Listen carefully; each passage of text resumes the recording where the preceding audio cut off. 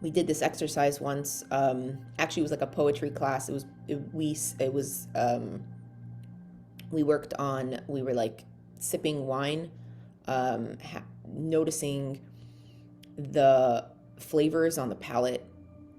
And before we started, because it was like we were reading poetry and sipping wine, before we started with a breath work, because whatever you're going to taste will taste differently when you're breathing properly, depending on the acclimation of your palate, which was really interesting because we were working with a sommelier. So I ran that breath work where we took 2 minutes to reacclimate, which enhanced the flavors of either the wine or the tea.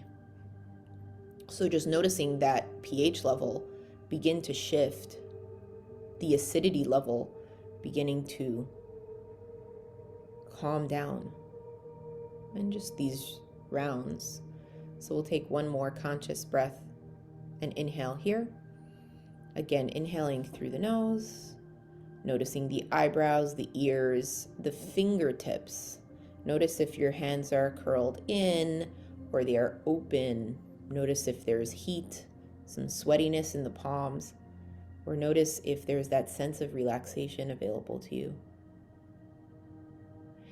If you are having trouble with it, just ask yourself, what would be more supportive to me? What position would be more supportive? And if that's not enough, it's just about surrendering.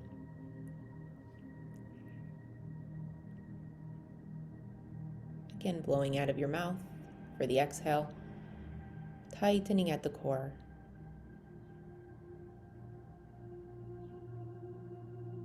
Releasing anything that might be sitting at the pit of your stomach. Beautiful. So tapping into the concept of today.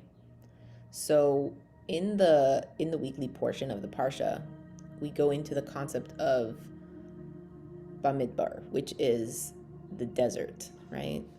There's this concept where we're entering this desert space, this deserted space. There's a lot of emptiness. And if you've ever either been in a desert or seen photos or video, there is this endless sense of sand and heat that has to be walked through, or the terrain that we have to enter. And sometimes when we find ourselves at this place where it feels like complete desert, it feels like I don't have answers, I've done everything I could, I'm doing everything I can,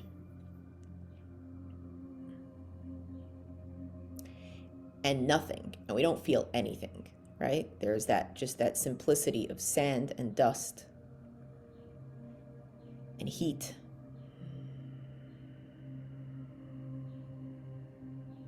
There's a sense of overwhelmingness that comes into play here. There's the sense of the fear of the unknown. There's the sense of exhaustion. We start to question our trust in ourselves and in a higher power.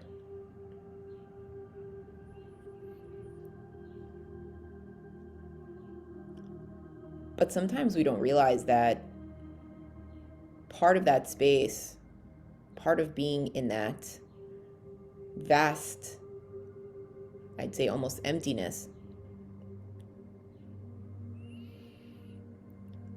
is a space where we have the ability to digest emotionally, really take into account what has happened until now, and be like, okay, rather than comparing it, right? So rather than comparing it to something that happened, right? A lot of times what we're doing in our life is we're comparing one relationship with another, we're comparing one meal with another, we're comparing our body from one day to another, or our finances,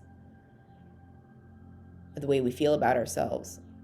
But it's always compared to something else. There's always something to compare it to. When you step into this sense of this vast emptiness or desert-like experience, the only thing you have available is your inner strength and your ability to either build yourself in that moment or destroy yourself. In that moment, you have the ability to use your own judgment rather than a comparison as a guide, and that divine intervention which exists within every single one of us.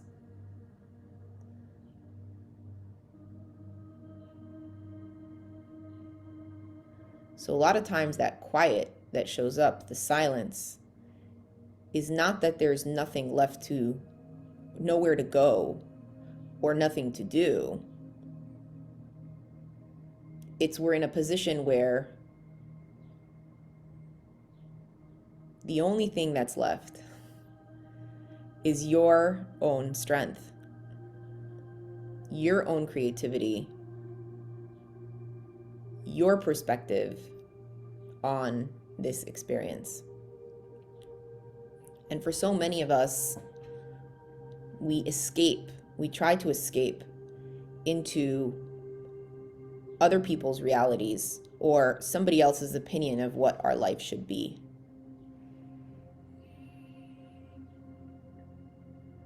Rather than trusting the process.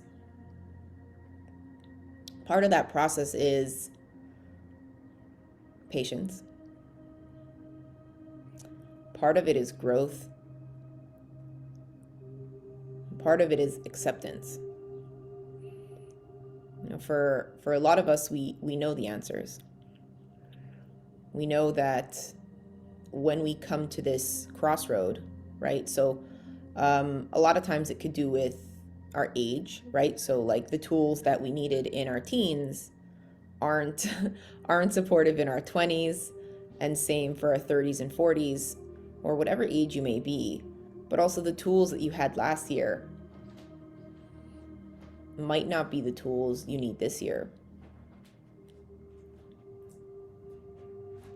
And when that happens, there's this re-education that has to occur.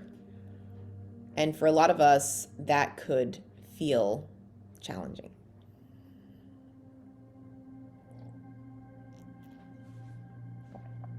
So I want you to take a moment here to notice where you are in that process. Notice all the voices, the opinions that show up. And if you valued your own opinion and you knew that you can have success with the understanding and the quality of your life, try to envision what that would be, what that would look like. So if there was no restrictions,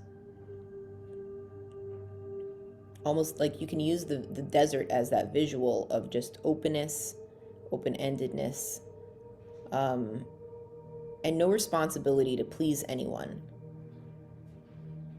Notice that heat and the warmth on your skin. Notice that bright light with no shadows. Notice even the concept of standing in sand. When you stand in sand, it's not like standing on ground. It requires a core. It requires you to use the muscles in your feet, in your hips, right? It's not just like standing on concrete. Because there's this constant movement. So notice what muscles are required in this visual. And breathe into the space.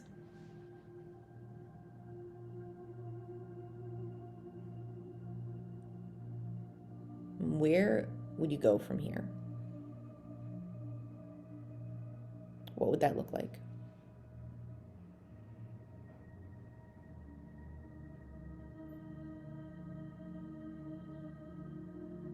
Notice the sensations that arise. Notice where the confidence lies within you, where that strength and courage is.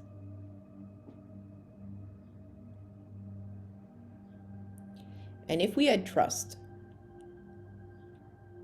if we can build trust with ourselves, that number one, you will have the strength to support yourself through this journey.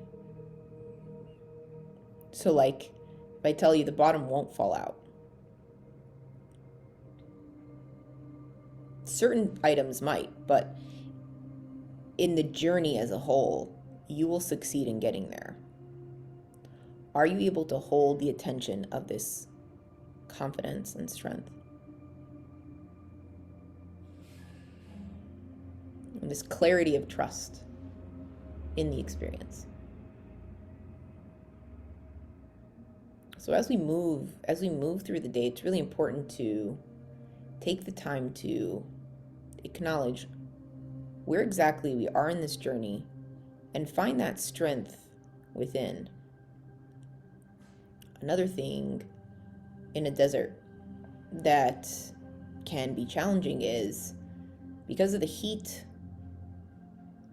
and the dryness, dehydration's extremely accessible and can happen at any time.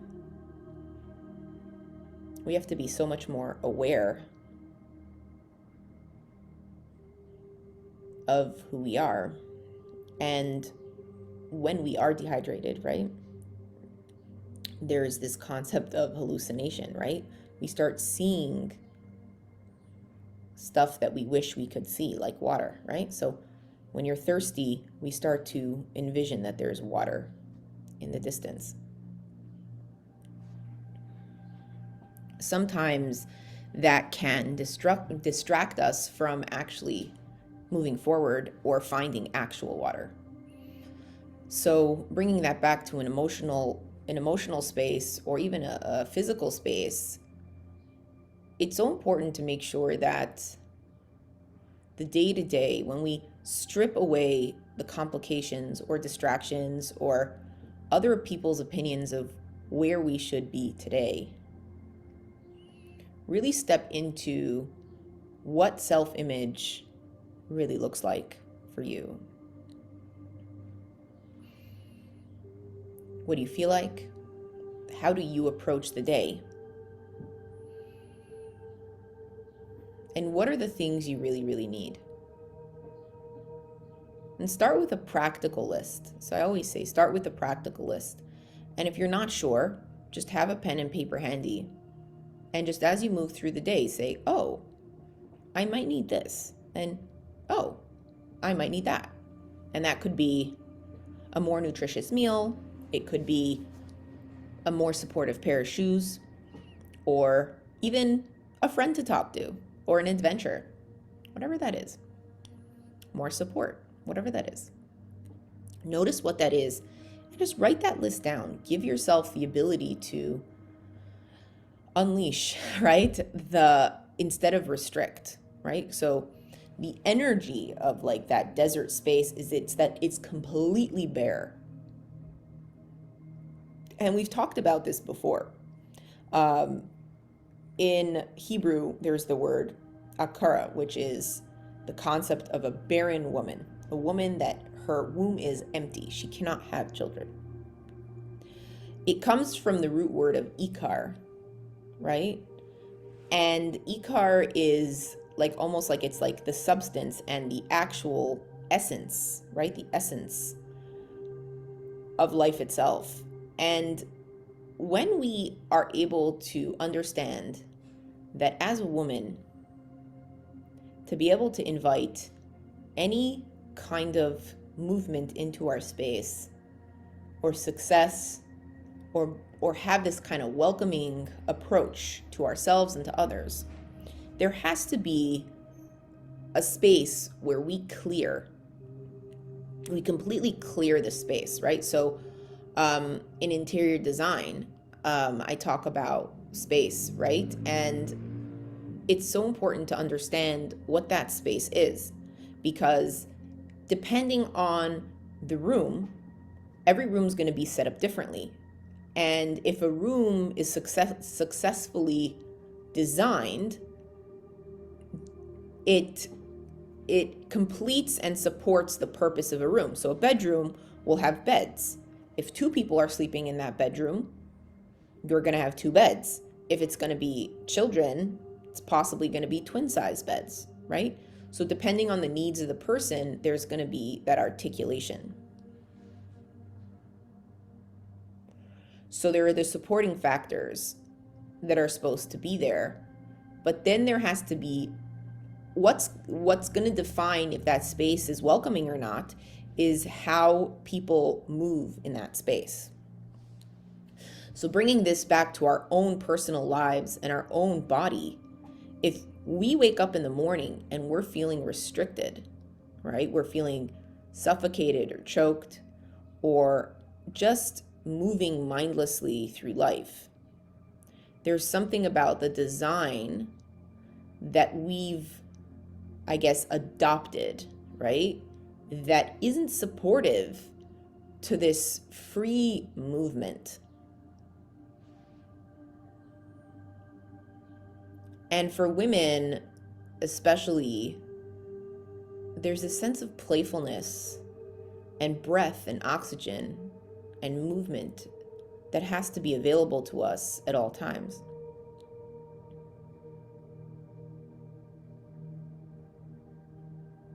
So as you move through your day, feel free to use this desert analogy as a guide or a meditation in itself, just to clear. Like if you stepped into that space, how would you design it? What would you hear? And are you able to trust that for the things you don't have answers for,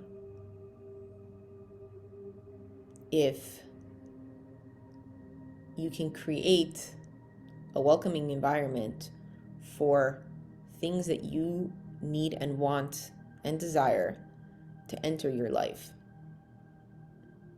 So thanks again for joining me today.